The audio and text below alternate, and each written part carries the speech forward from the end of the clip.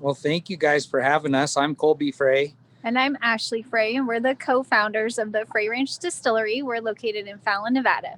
Yep. So one of the important things about our distillery that really sets us apart from everybody else is that we're not only a distillery, but we're also a farm. And we grow all of our own ingredients for all of our spirits. And so, Ashley and I met in college. And back when we wanted to come take over the family farm, we knew that our grains that we'd always grown on our farm were extremely high quality. And we wanted a way to showcase the grain instead of just selling them on the open market like everybody else, and like we had done for 150 plus years here in Nevada. And so we thought, what better way to express ourselves and express our grains than through whiskey? And so, we tell everybody with better inputs, you end up with better outputs. And so by growing it ourselves is really the only way that you can ensure that you get the best quality possible to start off with.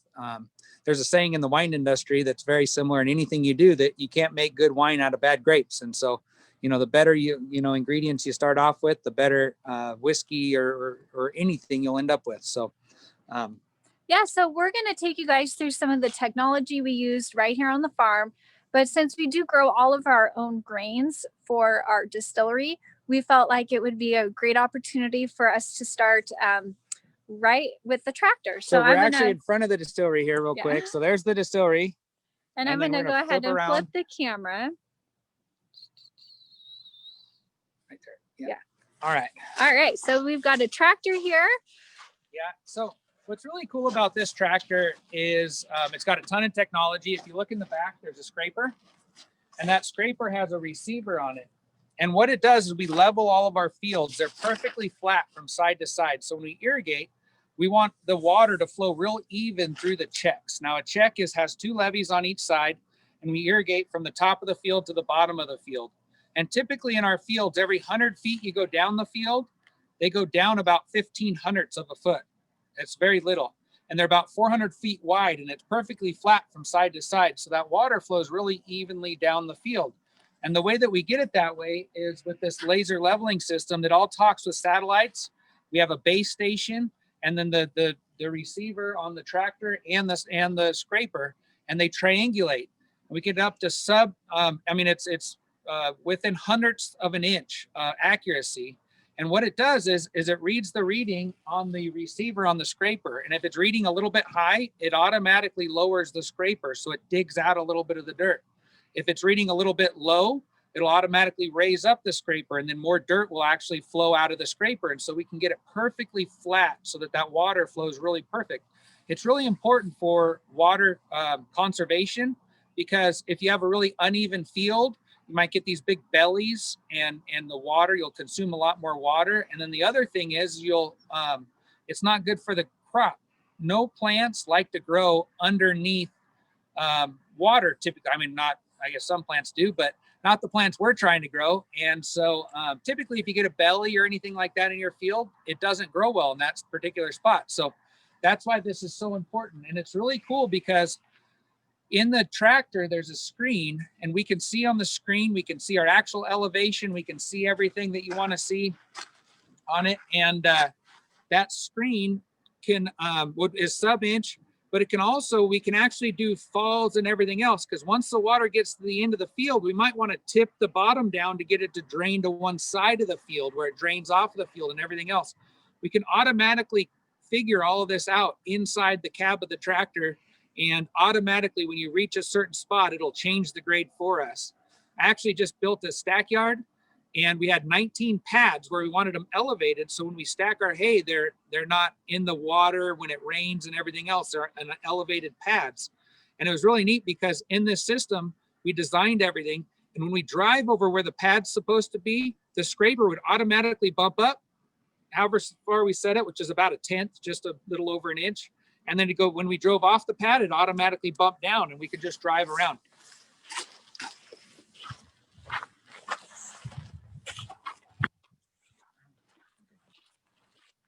So we're just going to open the door really quick and show you guys kind of what it looks like, because these aren't the old tractors that some of you might be used to, but So on the tractor, I'm not going to turn it on because it's really noisy when it turns on. Everything's beeping, but this is the screen that we read the leveling system. This one down here is the tractor. And this one down here is the guidance, because the other really important thing, and almost all of our tractors today have guidance. And the importance of that is if you're manually driving, you either miss spots or you overlap too much. A lot of times we have really wide implements. You can see the scraper back here is 16 feet wide. We have a 36-foot wide disc. We have another scraper that's 24 feet wide, really wide implements, and it's really hard to drive perfect all the time. And so what's really nice about GPS guided systems is you save a lot in consistency, but also in overlap and things like that, because you're getting just the right amount. You're not overlapping too much and wasting time and energy and fuel and everything else, but you're also not missing spots and you're doing a bad job. So it really helps us with our employees and everything too. The other really cool thing about this tractor is it has an infinitely variable transmission. And what that means is it can go any speed that you set it at. So for example, if we set this at 4.6 miles per hour, it'll idle the engine. And as the engine requires more power, it'll actually throttle up the engine, but also lower the speed in the transmission so that you're always going at that 4.6 miles per hour. But if you're not consuming and you don't have a lot of horsepower requirement, it doesn't rev up until it needs that horsepower requirement. So you're really conserving a lot of fuel. And it's really neat how when the engine revs up, the transmission goes down so that it's always going at 4.6 miles an hour. So we're going to go in the distillery now. So this is the still room we're going to go into first. We have a continuous still and a pot still. This building was all designed by us. We had a contractor help us with the building itself, but we did all of our own electrical, all of our own plumbing. So we're really proud of the distillery.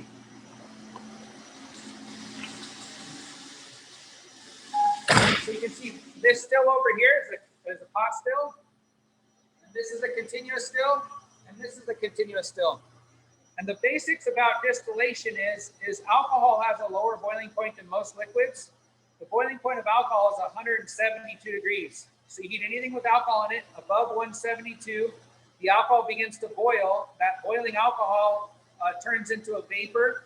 You condense that vapor back into a liquid, and that's the condensate. That's the distillate that we collect, and that's the spirit. So today we're making rye whiskey.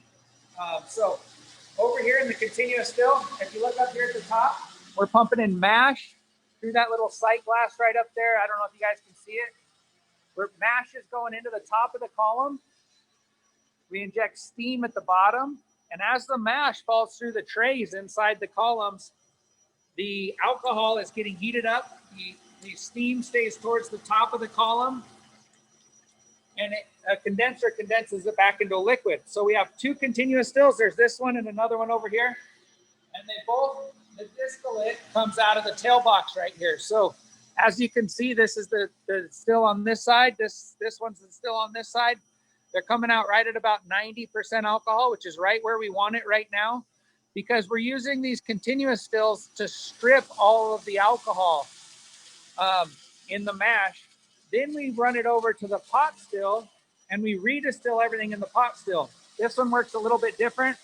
You fill it up with anything with alcohol in it. So at this point, we're doing the stripped mash from the continuous stills. We heat that up. So it's one batch at a time. We wait for it to heat up. The boiling alcohol goes up the head of the still to a condenser up here. And then the condenser condenses it back into a liquid, and it comes out this side of the tail box right here. This whole system was made by Vendome Copper and Brass in Louisville, Kentucky. They're the biggest still company in the United States. They made Jack Daniels and Maker's Mark and everybody else's stills.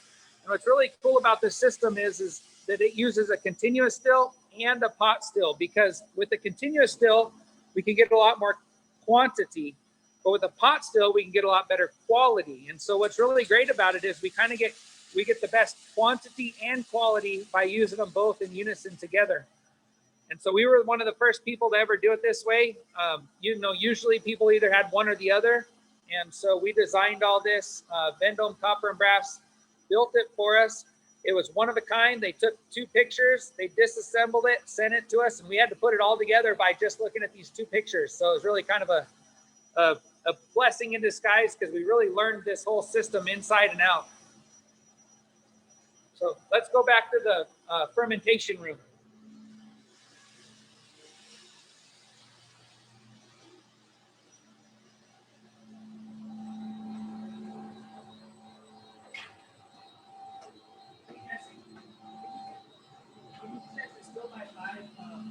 Where it has like the submarine or whatever, you know what I mean, the possibility.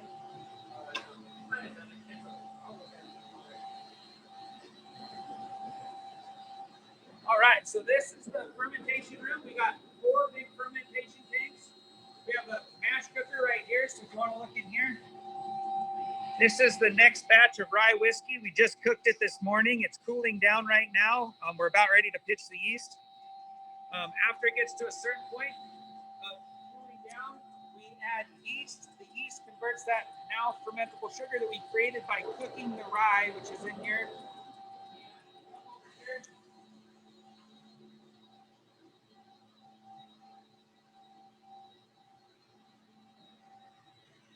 So you can see this tank. Okay. So if you look at this tank, it's fermenting, and what's happening is the yeast that we add to in the mash cooker is now converting all of the fermentable sugars inside the grain into alcohol. And so a couple of byproducts are CO2. So if you guys could smell this, it's a really pungent CO2 smell if you stick your head way down in here, and it's that CO2. Another one is heat. So it creates a lot of heat. We have to cool the tanks. And then the last one, which is the most important one, is alcohol. So after the fermentation is done, we've created the alcohol that we can take to the stills and distill out and collect as the distillate.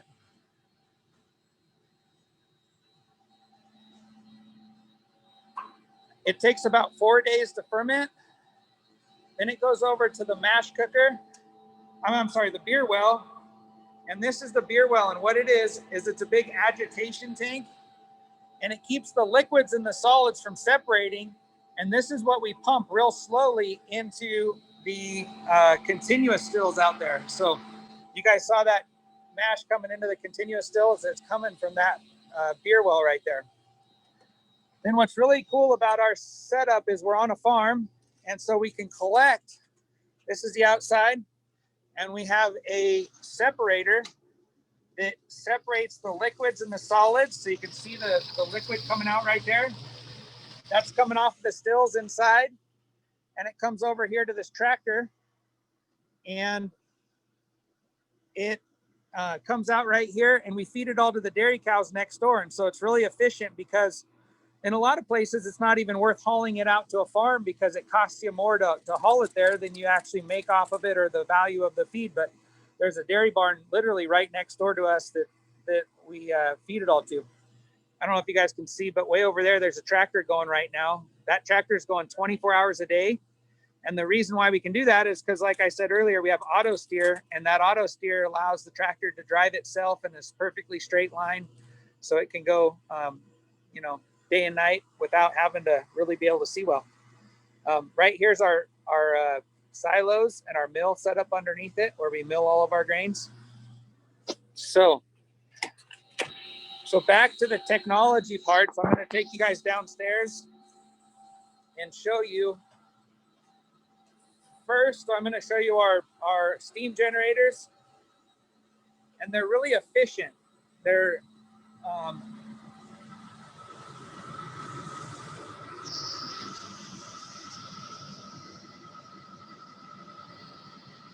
don't know if you guys can see that, but there's 2 different steam generators, and the way that they work is that one turns on and it fires at the rate that it needs to. So it varies the rate of capacity. So right now that one's running at 49% or 48%.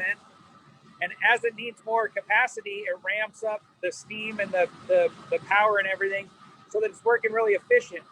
Now, if it gets all the way to 100%, then the second one turns on. So there's actually two, and they kind of work in unison where they produce just enough steam, but they're not inefficient by producing too much like a normal boiler would.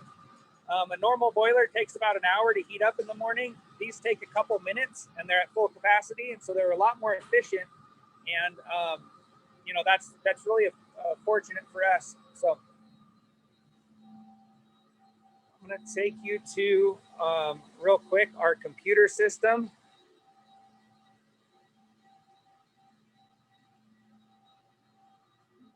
Here's Jesse, our distiller too. He's gonna give you guys a quick explanation. Yeah. Yeah, so we can see the mash cooker here. This is what we cooked this morning. So it's 11 hours, 53 minutes old. I'm going to pump it over into the empty fermenter here. This shows all the fermenters. This one's 2 days, 19 hours, 1 day, 21 hours, and then 22 hours. And then on day 4, we'll pump it into the beer well, which is this here. These are our columns out front. And that'll be the oldest batch with the most alcohol in it. So then it gets pumped to the stills, and then we extract the alcohol with the stills. And then once it comes out of the stills, I can charge the pot still here. And then once I get alcohol out of the pot still, we'll then send it over to the proof tanks where we cut the alcohol. And then I can send them to the storage out by the warehouse, the storage tanks. Sorry, it's loading.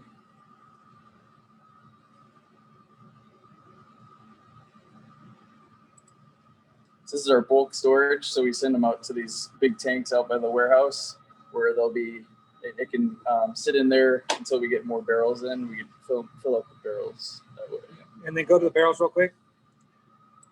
And then also we can see our barrels. We can see how many barrels we have of each type. So,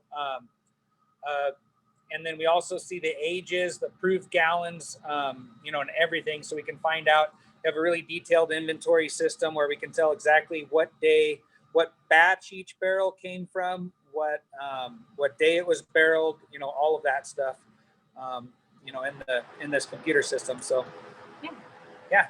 Thank you, Jesse. Yeah, no problem. All right, I'll take you guys to the barrel house. You guys hear me okay? Good. All right, thanks. We're getting ready to pump over the mash from the beer well, which is this one I showed you guys earlier that we just cooked. Another really unique thing, kind of technology, we have variable speed drives that drive all of our pumps. They all have sensors in the stills and everywhere else, so that we don't want all of the liquid to get pumped out of the bottom of the still. We want it to run like this and have a little bit of mash at the bottom for that steam to hit.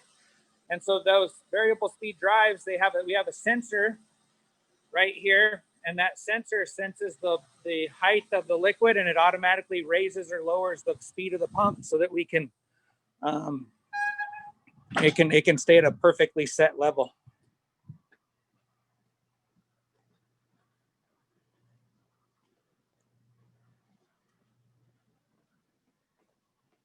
So this is the barrel house.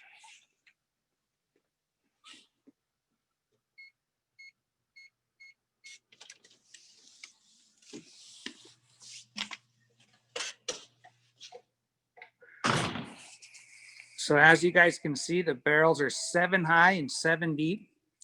The barrel house is really important, and you know, our climate here is ideal for aging whiskey because we have really hot summers and cold winters, and that's really important for whiskey because during the hot summers it expands, the liquid expands inside the barrels, and then during the cold winters it contracts, and that expansion and contraction really helps with the aging process. And so this room is unheated, unair conditioned, but the only thing that we do have is a really nice, expensive humidification system. And this humidification system atomizes the water when it comes in here. It's really important. It uses a lot of air and high pressure.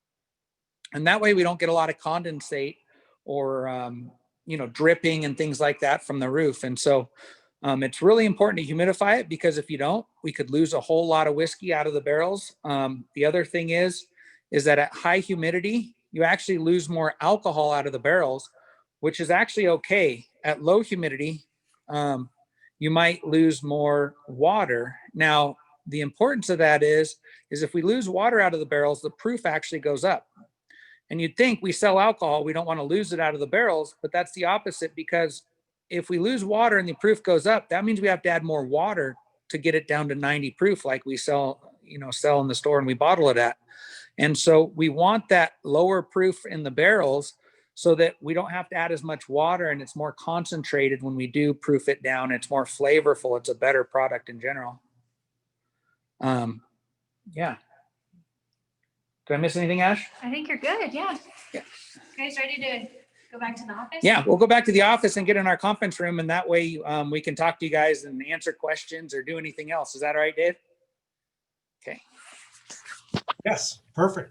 All right. So I'll just kind of talk while we're going over there, but we have all kinds of old antique tractors. So you guys saw the new tractor over there, but on the walk over here, we got a 1935 Model B. We got a 1926 Model D, all these old John Deere tractors that they used to use. So it's kind of a good contrast compared to our new tractors over there. And then also right here, we have our silos. So this is where we store our grain. That one right there is almost all the way full of corn. It has 900 tons of corn in it right now. It holds a little over 1,000 when it's full. This one has about 700 tons of rye in it right now. And then this one's full of wheat. Then here's our old dairy barn my grandpa built in the 1950s. And this is our office. So Everybody feel free to unmute yourself and ask questions at this point. Hey, if you guys can confirm this, I think you're the one of only 2 estate distilleries west of the Mississippi. yeah. Can you explain what that means? Yeah, that's what's really cool. And I mean, with us and Bentley's is an estate distillery is somebody that grows all their own grain, and their own ingredients. And it's much like an estate winery. And an estate winery grows, bottles, and produces all of the wine. And so for us, we grow all of our own ingredients. You guys saw, we distill it, we ferment it, we mash it, we mill it. We even malt our own barley. Everything's done right here on site. So like on a weekend when we're open for tastings and Ashley sells a bottle of whiskey or whatever, she tells everybody, none of these ingredients have ever left our possession until you take them home. And so it's different than most other distilleries. Absolutely, yeah, really cool. Kind of a chain of custody, huh? Yeah. Yeah, and I mean, just to kind of expand a little bit on your question about, are we only 2 west of the Mississippi? I actually don't know that there's really. It might be the only 2 in the country. Yeah. There's other farm distilleries, and a farm distillery might grow their own corn, or they might grow their own, whatever. Barley, rye, or whatever. Single malt, But there's very few that, if any, that grow all 4 grains like we do. Our bourbon is a 4 grain. It's wheat, rye, barley, and corn. That's all grown right here on site. And so there's very few in the whole world. And so we're very fortunate to be one of them. Yeah. Hey, Colby, it's Carlo. Hey, Carlo. Yeah, is he down there? Where are you? Oh, there you are. He must be at the distillery. Yeah, right? you're at the distillery too. Yeah. I'm standing outside in the cold. Yeah, no kidding. Yeah, hey. So I might have missed this, but how long has I know you have product on the market, so how long has that bourbon been in barrels? Yeah, that's a great question. So our first flagship bourbon was an average of 5 years. So some of it was 4.7, some of it was 5.3. Mm-hmm. So we don't have an age statement on it or anything like that, but it's an average of 5. Our rye is 5 or more. It was more like 5.2. And our single barrel that I'm gonna grab that so you can see it. Our one. brand new single barrel that we just released kind of has a black label. This one, a lot of the bourbon in here is 6 years old. Or all of that bourbon yeah, is, that one is 6 year old. But some of the single barrels are a little under 6, but quite a few of them are over 6. But And then I did see a question come in when we started the business. So I always tell people that's kind of a loaded question because Colby's family's been farming in Nevada since continuously. Yeah, 1854, which is 10 years before Nevada even became a state. But the Freys actually bought this property in 1944. But we broke ground on the distillery in 2013, but we've had our license since 2006. Yeah, So lots of answers. Yeah, in Nevada, there was no state laws up until 2013 to allow the operation of craft distilleries or small distilleries. And so we got our experimental license. It's a federal license in 2006. So we legally started distilling in 2006. But it wasn't until 2013 that we felt confident spending the money to build the distillery and the barrel houses and everything else. And so, that's kind of it is a hard question to answer, like when we started, because there's a lot of different answers. And then Randy had a question. I saw it come through, but I didn't read it in time. If someone wants to read that for us. Randy asked if your tractors are using wireless technology infrastructure to operate.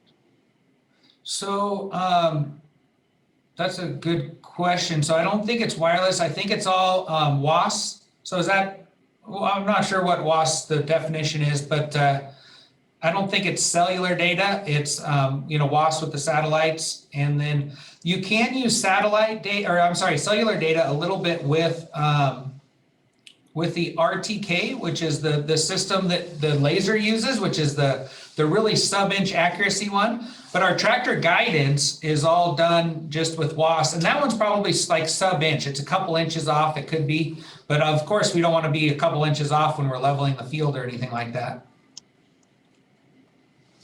Let me see that one. Who's that? So probably about right before the COVID hit, I went to Disney World in Florida, and I was just amazed with the legacy that Disney has created, and I bring that up because obviously this has been in your family, the farming aspect of it has been in your family for a long time.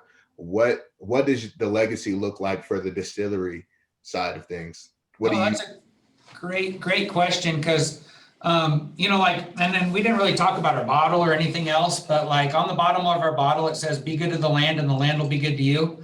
And the reason is as farmers, we have to take really good care of our property and everything else, because I want to pass this on to my family in as good or better condition than I received it in. And same with my dad. I'm really fortunate because there's no way that I could have started being a farmer without the help that my family had given me, because farm ground is so expensive, land is so expensive here, that if I was to buy it and pay market value for this farm today, I don't even think I could make my first payment. And so I'm fortunate that my dad sold it to me for what it was worth as a business, not necessarily the market value. And so that allowed me to leverage that equity that I had in the land and build the distillery. And so my whole idea is I want to create the distillery so that I can create a legacy for our family that makes it worthwhile, not only because of our lifestyle and it's who we are as farmers, we want to be farmers, our family, but also make it financially feasible or justifiable to keep the farm in the family. And so what we're trying to do is vertically integrate so that we can create the legacy for our kids. We have a little boy and a girl. And it's really important for us to, give them something that they can be proud of. And I'd love them to. They don't have to, because they can do whatever they want. But I'd love them to take over the farm. I hope that they do someday. I wouldn't blame them if they didn't want to, because it's a ton of work. But we love it. So another really good question came in from Phil. He wants to know if we're selling globally and who are our biggest international customers. So I actually have a great answer for that. We just shipped our first pallet of bourbon to the Whiskey Exchange, and they're based out of the UK. They have a fabulous e-commerce site that ships to over 60 different countries. So pretty soon, people all over the world are going to be able to pick up Frey Ranch bourbon, and we're really excited about that. So it's actually en route. It's really cool because we only released our bourbon. Now we're a whiskey distillery. We've made other things, or vodkas, gins, other things, but we're discontinuing all those because we've always thought of ourselves as a whiskey distillery. And what's really cool is we released our whiskey about 1 year ago exactly right now. And we're already in the UK and 60 countries in California. Yeah. And, so we're really fortunate with the reception we've received. One more question that we missed from John. So how, if any, of the characteristics, the flavors of our bourbon changed since the first batch for sale? Well, and that's what's really fortunate for us is we started distilling in 2006. We didn't build our distillery. We got done with it about in 2014. And so from 2006 to 2014, we had our recipes figured out. We had the yeast that we wanted to use figured out. We knew what kind of grains to grow. There's different things you can do in the field to change the characteristics of your whiskeys. There's so many different things that you can do, but we kind of had it figured out. So that when we started with batch 1 of whiskey, of our bourbon in 2014, we knew exactly what we wanted. We knew how we wanted to make it. We knew what kinds of varieties we wanted to grow. And so it really hasn't changed a lot other than all of the other fun things that we're making. We have oat whiskeys and wheat whiskeys and 5-grain bourbons and quad malts and Scotch style whiskeys, all these fun things that are coming out that those are kind of the new fun things, but our production is 80% bourbon, 15% rye, and 5% of these other fun things that we want to, play around with. There was a good question that came through. Oh, where can I get the new single barrel bourbon? So we launched our single barrel bourbon, and they're all cask strength store picks. So you can find them in Northern Nevada at Whole Foods, Whispering Vine, Ben's Fine Wine and Spirits, Whole Foods, Whispering Vine, Ben's, Rayleigh's, and then out here in our tasting room, which I think we're down to our last 3 cases. Yeah, so, and we actually sold 3 barrels in the last 3 weeks. We thought we'd sell 1, and we're on our 3rd one, and we're almost out of it. And then there was another one that you could have got it, but they already sold out, as Battleborn in Garterville. Battleborn Wine and Whiskey in Garterville. They actually pre-sold their whole barrel. So, but there's still some great barrels out there. Like I said, we went through the tasting on all of them and had an amazing time tasting through all those barrels. So if you guys want to come out, we'll be at Whispering Vine this Friday and Rayleigh's in Wingfield on Saturday. And if you do go to Ben's, we know that the one on Lakeside and Moana has it. The other ones are kind of hit or miss. So that one's the best place to get it at Ben's. Let's see. There was another question that came through about water. Oh, okay. Please describe where the water comes from and the purification process. Yeah, so there's a couple different answers. So like for the farm, all of our water comes from the Truckee and the Carson River. It goes to the LaHonte Reservoir.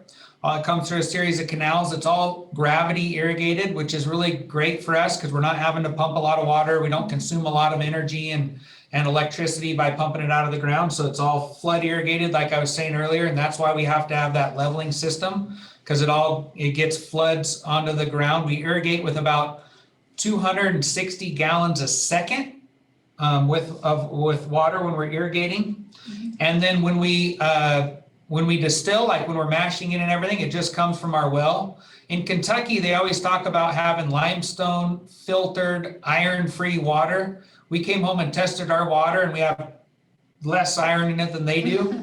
And then also when we when we add it back to proof our whiskeys, we use all extra filtered RO water. Awesome. How has the business been during COVID times? Better ? That's a great question. So we've been selling our bourbon in COVID times longer than we have not. So when we're looking at our first year numbers, I am so incredibly proud of our team because we really excelled and went beyond what we expected, but we've had amazing support from the Northern Nevada market. We're in over 500 locations statewide, and although bars and restaurants were closed for such a long time, we have some great, what we call off-premise retailers. Basically means you buy it and you take it somewhere else off their premise to consume it. But the grocery stores, the liquor stores in Nevada have been amazing to us. So yeah. Business has been very good. It is. We appreciate it. And as farmers, it seems like we're always, we always have problems, and it's not, we don't let them bring us down. It's how are we going to get around it, and what are we going to do to make it better? And so originally we had our whole strategy was basically Las Vegas on premise, which means like bars and restaurants. And so we launched in Las Vegas in February. We got into 260 different bars and restaurants. We tried to stay out of the liquor stores altogether because we didn't think we had enough, aged inventory. And then the next month, they all got shut down. And so we went from like having a banner, great, launch to 0. And so we had to total reevaluate our whole strategy, and we went to off premise, which is liquor stores, liquor stores and grocery stores. Yeah. Mhm. And so far we caught up and met our annual goal. And so we're really happy about that. Let me see. Someone wants to know the difference between bourbon and whiskey. That's a good question. So bourbon has to meet 5 requirements. It has to be 51% or more corn. It has to be put in a new barrel. It has to be put in that barrel at no more than 125 proof. So that means you can't put it in a high proof and water it down at the end.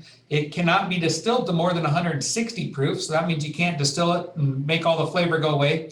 And then the last one, which is my favorite, is it has to be made in the United States. And so it's kind of like, we can't make scotch and call it scotch. That's Scotland. We can't make tequila. That's Mexico. But we can make bourbon. And so it's like our national drink. And so that's why we make mostly bourbon. And that's what's kind of fun about taking it to places like the Whiskey Exchange in the UK, is that they can't make bourbon. And so we can send it to them though. So. Yeah. So what is the saying? Like all bourbons are whiskey. You can call any bourbon a whiskey, but you can't call any whiskey a bourbon. Bourbon, there you go. Yeah, so bourbon's just it's a fine requirement for whiskey. Yeah. Sure. Awesome. Lori wants to know price points. So price points on our product, our flagship bourbon is $49. The rye whiskey is $59 and the single barrel $84. And the single barrel is, I think Ashley said it, it's cast strength, but this one right here is 126.38 proof. So it's, you get a lot of bang for your buck there. You do, you're right. What was the lead time on getting your still and how far in advance did you have to order it?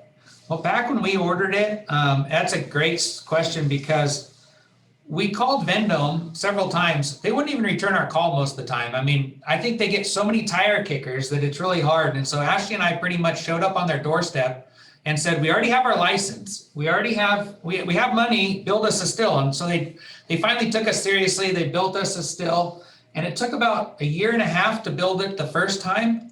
Although now I think they're 2.5 to 3 years behind. And I know that because we actually just got a new still, which I didn't really point out in there, but our old still was a 500-gallon pot still. The new one's 1,000. And we only had one continuous still before, and now we have 2. And so those new stills took about, 18 months to build? Yeah. And they told us originally they'd take 1 year. It was more like 18 months. And they told us, so then I started getting phone calls for our old still because everybody's looking for a still right now and they don't want to wait 3 years. And so we sold our old still, and before I even listened or even knew, before we even took it out of the building, we sold our old still. So that's just because they're so backed up right now.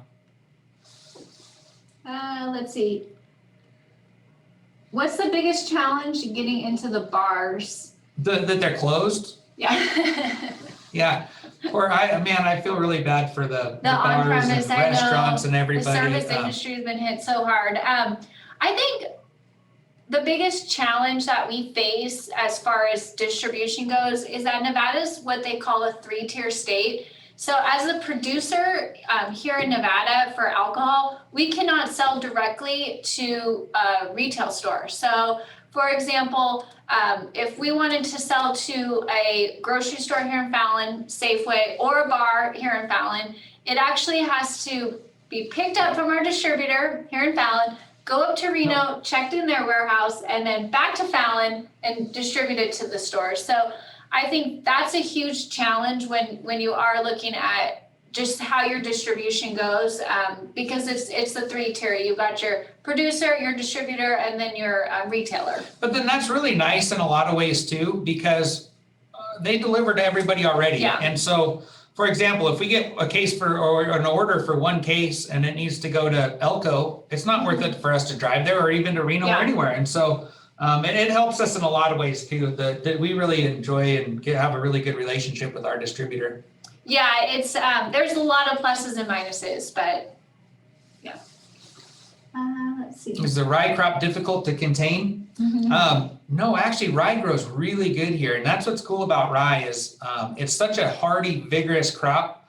And we call it, it's a cereal rye, and rye, it'll grow at above 32 degrees, it'll grow. So at 33 degrees, you'll actually see it turn green and keep growing. And it's so vigorous, and it just gets huge in the spring, and it's really fun.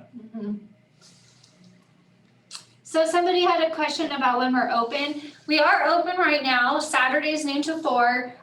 But just like everybody in Nevada, we're only open at a 25% capacity. So we're very limited. That means 20 people in our tasting room. That's it.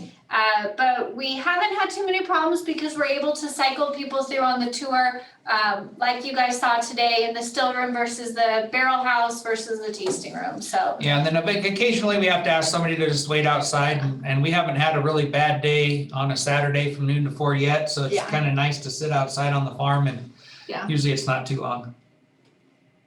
Who's our distributor? So we have Southern Glaciers Wine and Spirits represents us here in Nevada and in California. And then Lori wanted to know, do you charge a one price rate than the stores at their part? I asked because I've seen your price points vary.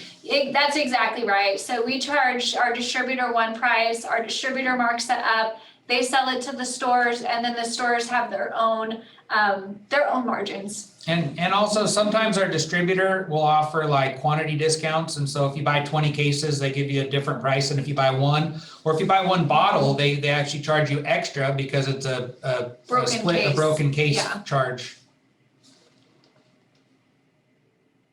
So somebody asked, I really like your rye. You've made truly award-winning whiskeys. Thank you so much. I appreciate that. I look forward to meeting you at Rayleigh's this weekend. Also wondering if we can call in an order and pick it up at the ranch. Thank you for doing this. Yeah, we can do a curbside. So if you call ahead, we're happy to do a curbside. Absolutely. Yeah. Or email us. And one of the coolest things about the rye, we just got in and I don't know if you guys saw it, but we were in the Whiskey Advocate. We were in their fall catalog. We were one of the top 10 whiskeys in their fall catalog. And it's really, my best thing that I ever saw was they put on their website as an advertisement, our top 10 whiskeys from the fall 2020 catalog hail from Kentucky, Tennessee, Nevada, Scotland, and Ireland. And I thought, how cool is that to be and have Nevada next to Kentucky and Tennessee and Scotland and Ireland, all these major whiskey producing company or countries. And not only that, but it was like our very first batch of rye that we produced. And I think it just really goes to show that we're making quality products here in Nevada that can, stand up next to what they're making in Kentucky and Scotland and Ireland for, 100 years. So that's something that we're very proud of. How big do you want to get to have a spokesperson? Oh, man. I don't know. Yeah. I don't know.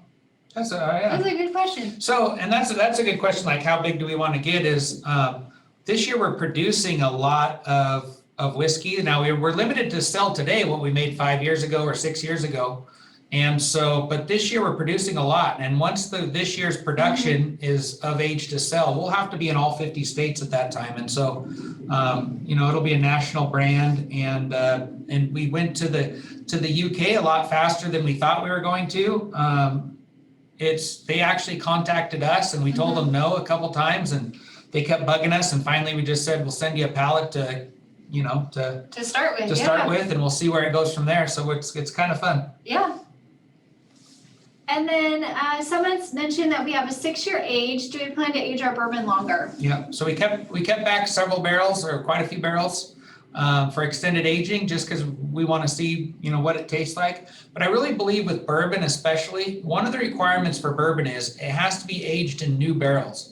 And I really think that there's a peak for bourbon because it gets too much oak and too woody and everything. I've had several 18, 20, 23-year-old bourbons that I don't like as much as the 10 or 12-year-old bourbons or 8 or 10-year-old bourbons, And in Nevada, it really seems like our aging is accelerated compared to Kentucky and other places. And so I don't think our whiskey needs to age much more than 8 or 10 years to taste like a lot older, Yeah. whiskey than it really is.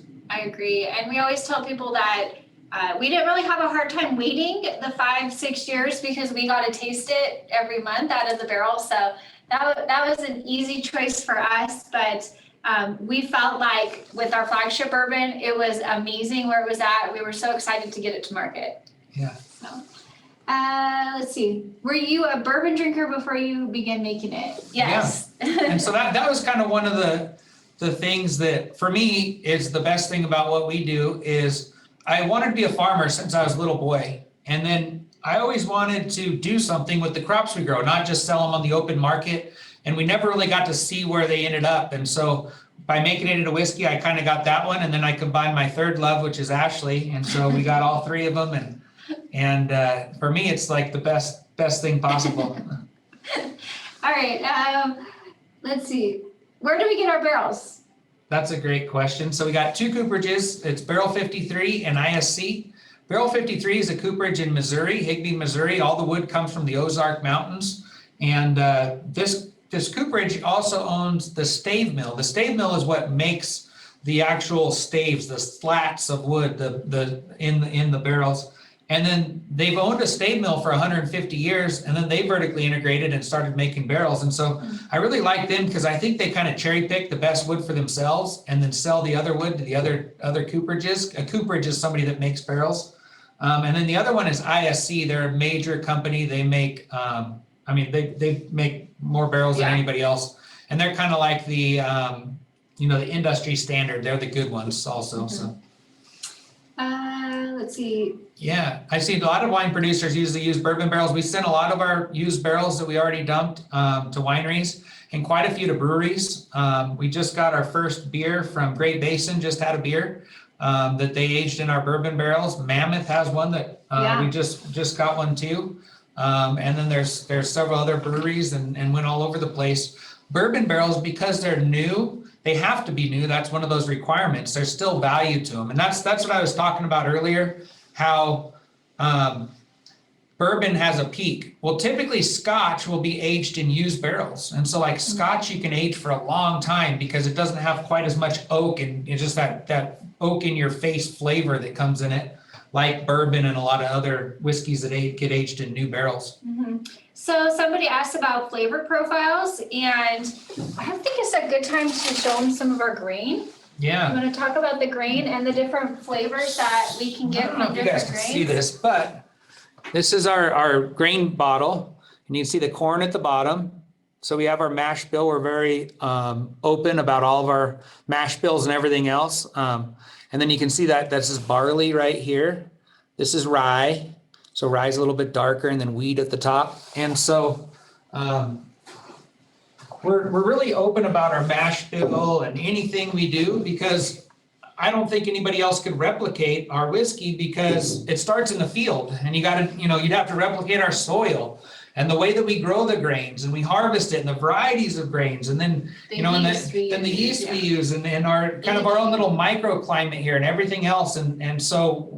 We give these grain jars out with our mash bills and, but everything's grown right here on the farm. Yeah, and so that mash bill is what actually goes into this bourbon. So when you're talking flavor profile, I get a little bit of sweetness from the corn. I get a little bit of really nice, rich, like mouthfeel and creamy texture from the wheat.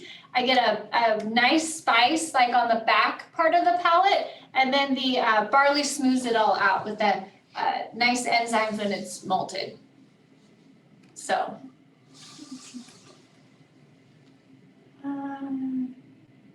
how many hours per week demands your time running your business? It depends on the week, especially as farmers. I mean, there's times in the spring and the fall when we're planting and harvesting that I'll leave the house sometimes at 4 a.m. and not get back until 10 or 11 at night and barely sleep and then start again the next day. But there's some days when there's not a lot. But with the new stills, it really allowed us to lessen our hours in the distillery because we were operating from 4 a.m. to 10 p.m. every day. And we extended that from, we were going 5 a.m. to 9 p.m. every day. We were telling everybody that we wanted a 9 to 5 and we actually got a 9 to 5. Or 5 to 9. 5 to 9, sorry, yeah. But, anyways, But, you know, as a lot of you guys know, owning your own business is a lot of work. We've worked every Saturday in the tasting room. We travel all over. We're in Vegas a lot. We're in Sacramento and NorCal a lot. We'll be in Reno this weekend. So definitely a labor of love. And we, like Colby mentioned early on, we love being able to share just a piece of the farm through our whiskey to everybody. So definitely something that we're very proud a of. lot of the days I don't know what day of the week it is because it really doesn't matter. Yeah, We don't get days that's true. off. It's either there's work to do or there's not. And There's so, always work to yeah, do. there's always work to, and then there's always work to do, so. Hey, Barb. I saw your question come through. Are you still making wines? So that's a great question. Right now, we're going to focus solely on our whiskey. So we had a lot of fun with the vineyard and making wines, but our true passion has always been the whiskey. And as we've expanded our production and really expanded our footprint through Nevada and through California, we've just had so much fun doing it. We thought, let's just stay focused. If you want to take time off on Saturdays, you probably have a few people on the call to help you with the tasting duties. There you Thank go. you, Yeah. Phil. You guys could just take turns, that'd be great. Yeah. I love it. Awesome. Oh, someone wants to know if we can buy a used barrel from us. So it's definitely hit or miss. We are getting ready to empty. If you do it, Barrels, right yeah. now we have barrels. We haven't for the last 6 months and Mhm. people have been asking us a lot. And so I've kind of been going down my list for everybody that's asked. So if you come soon, we'll have barrels. You can buy them on a Saturday, I think. Just You email us. If you email us first, just so we can have it out ready for you or whatever. You send but, a request through our website is easy. Yeah. Well, Ashley, Colby said in the comments that you have raised the bar, so to speak, on these virtual tours. This was excellent. And Thank you you. have second highest attendance in Tech Wednesday history. Wow, All right, thank you good guys. job. Well, Nicely done. well, we appreciate Really, it. thank you so much. Yeah, thank you. Thank you all. And yeah, appreciate you. Yeah, thank you. And we It's fun to see you guys, and gosh, it feels like we haven't, had this many people on our screen in a long time. Yeah. So Ashley, Colby, thank you again. This was wonderful, and really appreciate you taking the time to give us a tour and answer all the questions. Well, thank you. awesome. Thank Yeah. you guys. Yeah, have a great day or night.